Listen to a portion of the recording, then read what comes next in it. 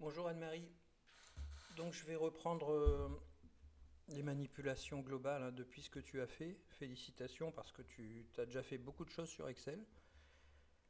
Euh, Moi dans ce cas-là, c'est vrai que j'aurais pas utilisé les tableaux croisés dynamiques.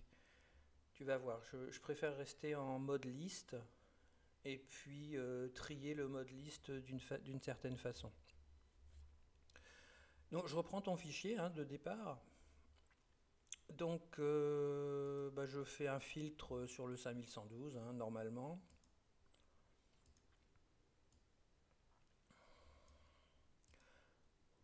Voilà. Je recopie tout, donc en cliquant ici, bouton droit copier, et puis je vais coller ça dans une nouvelle feuille pour faire mes petites modifications.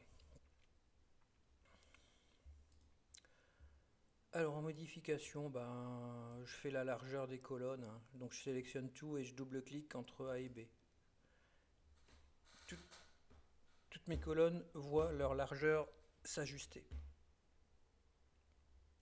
Je vais aussi mettre les montants en euros. Je trouve ça un peu plus lisible. Donc je sélectionne les deux colonnes et puis je clique sur le petit bouton billet pièce là. Qu'est-ce que je vais faire d'autre? Oui, je vais déplacer certaines colonnes ici parce que j'en aurai sûrement besoin, comme le numéro d'écriture. Bon, la pièce, je l'ai déjà, mais le bordereau, la pièce externe. Je préfère les mettre ici parce que c'est sûrement des informations dont j'aurai besoin après pour faire des recherches. Donc pour déplacer les colonnes, je clique par exemple là sur la colonne bordereau. Tout de suite, je fais bouton droit, couper. Et puis, si je veux la mettre complètement à gauche ici, je clique sur ma colonne A, bouton droit, et je fais insérer les cellules coupées.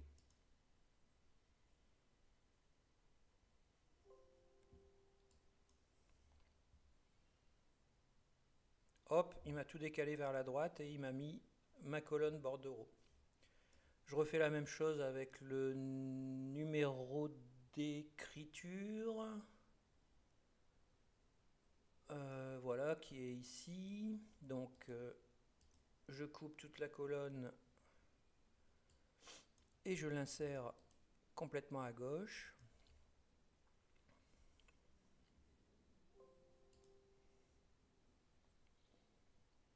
Et puis je vais mettre les pièces externes aussi qui peuvent me servir.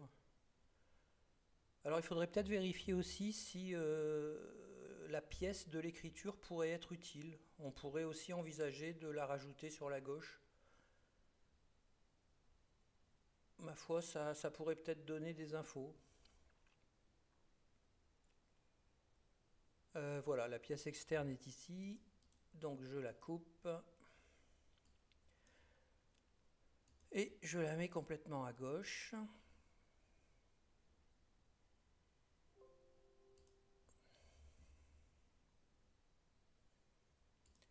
Voilà. De quoi j'ai encore besoin? Ah oui, à côté de libellé, là, je vais mettre l'identifiant 2. Parce qu'au lieu de faire une fonction recherche, enfin si, on aura besoin d'une fonction recherche. Mais dans le fichier des écritures, on a complètement à droite une colonne qui s'appelle identifiant 2. Voilà, et qui donne le code du tiers concerné par l'écriture. Mince, j'ai fait copier au lieu de couper. Voilà, je coupe. Je mets mon code tiers juste à gauche de la colonne tiers. Comme ça, ensuite, dans la colonne tiers, je vais mettre nom et prénom, ce qui sera plus facile.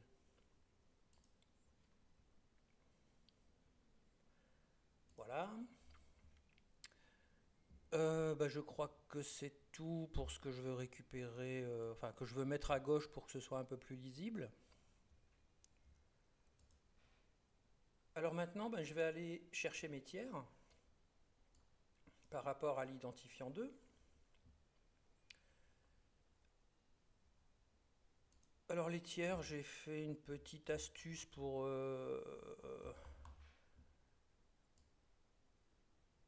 avoir le nom et le prénom dans la même cellule, c'est pas très compliqué.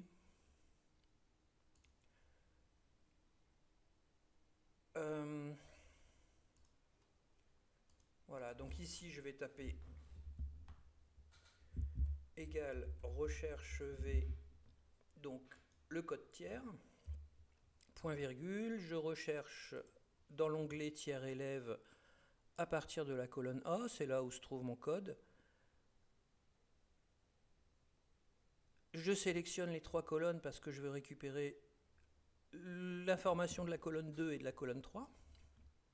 Donc point virgule la colonne 2 pour commencer, point virgule 0 comme d'habitude. Et là, si je veux ajouter 2 chaînes de caractères l'une après l'autre, je fais un petit et commercial, un petit espace entre guillemets, encore un et commercial, et je retape recherche V, L2, point virgule, tiers élève, point d'exclamation, C1,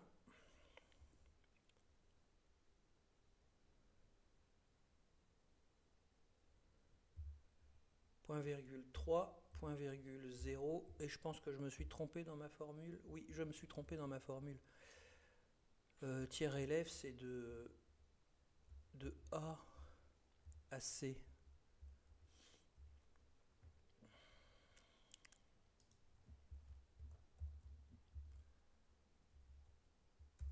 Voilà.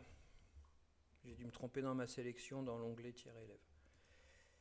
Donc voilà, il me donne le nom et le prénom l'un à côté de l'autre. Donc comme d'habitude, petite croix noire, je double-clique. Hop, il fait ça pour toute ma liste. Et puis là, effectivement, je vois que j'ai des tiers qui ne trouvent pas, comme tu me disais. Donc je me suis dit, c'est peut-être des tiers qui ne sont pas élèves. Donc ce que j'ai fait, c'est que j'ai rajouté les tiers qui ne sont pas élèves, je les ai rajoutés en bas de ta liste, là, tiers élèves. Comme ça, il a continué à chercher dans les autres tiers qui ne sont pas élèves. Donc tu vois, bon là je vais me faire un petit repère, là c'est le dernier élève. Et donc les tiers non élèves, je les ai trouvés dans ton onglet, voilà, feuille 1. Il y a tiers payeur. Donc en fait j'ai recopié ces 2 colonnes là, tu vois. Je fais copier. Et je vais les coller tout en bas de ma liste élève. Ah, un petit souci. Bon, il vaut mieux que je sélectionne pas mes colonnes, mais que je fasse une sélection complète comme ça de ma liste. Voilà. Donc bouton droit, copier. Je reviens dans ma feuille 3. Non, pardon, dans les tiers élèves, dans ma liste de tiers. Et là, je fais coller. Voilà.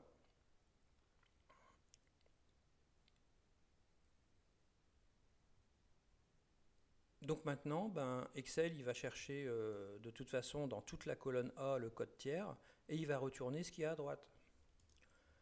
Donc maintenant, je me suis rendu compte tout de suite que j'avais plus des NA là, ce qui veut dire j'ai rien trouvé. Donc en fait, tout le reste, il l'a trouvé dans les tiers responsables que j'ai ajoutés à la liste.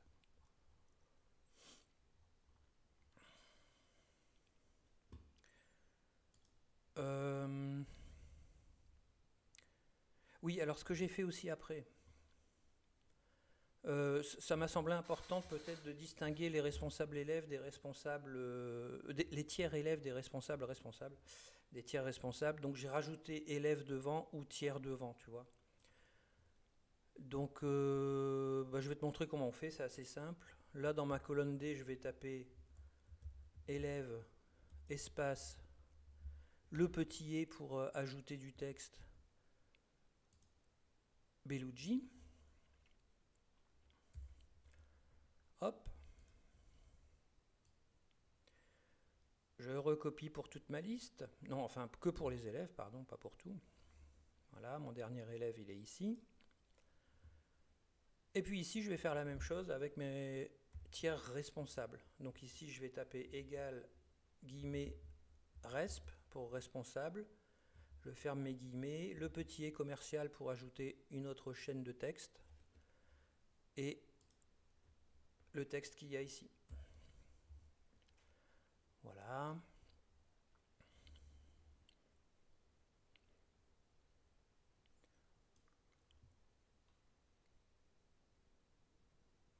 Donc bah, tu vois que j'ai les textes, enfin les noms des tiers, mais avec devant responsable ou avec devant élève en fonction des cas. Bah, tout simplement maintenant cette colonne-là, je vais la copier dans ma colonne B. Puisque dans ma formule de feuille 3, je retourne ce qu'il y a dans la colonne B. Donc hop. J'ai fait une bêtise. En fait, il faut que je colle mes spéciales. Et le collage spécial, je vais choisir valeur. Voilà, j'avais oublié.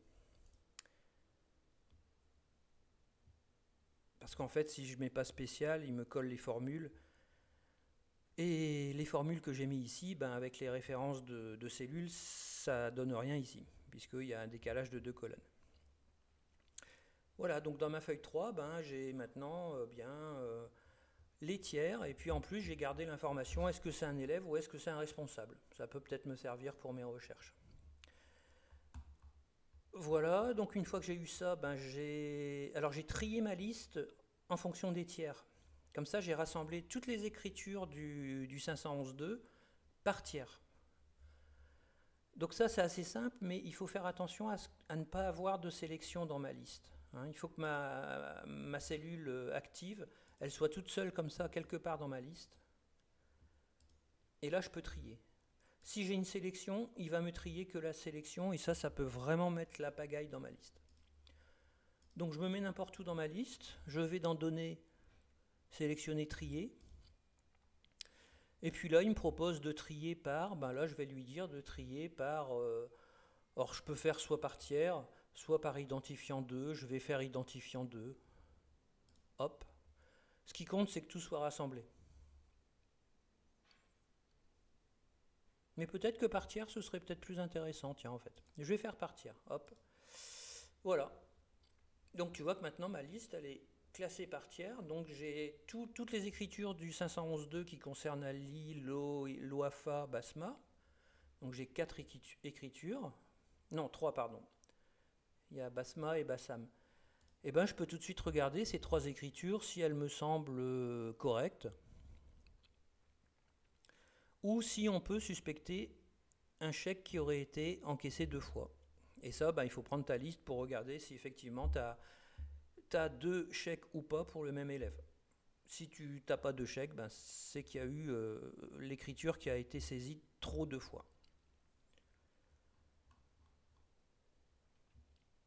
Voilà, ben, je crois que c'est tout.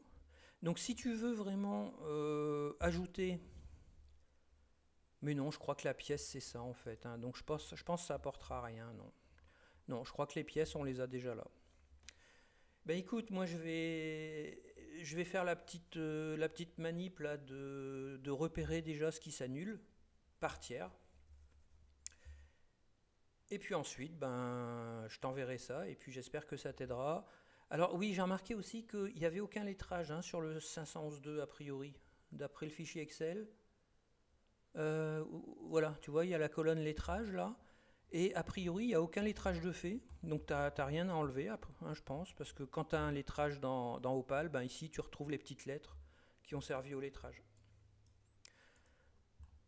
Voilà, ben écoute, fais tes bilans d'entrée pour l'instant, et puis on se recontacte un petit peu plus tard pour tout ça. À bientôt.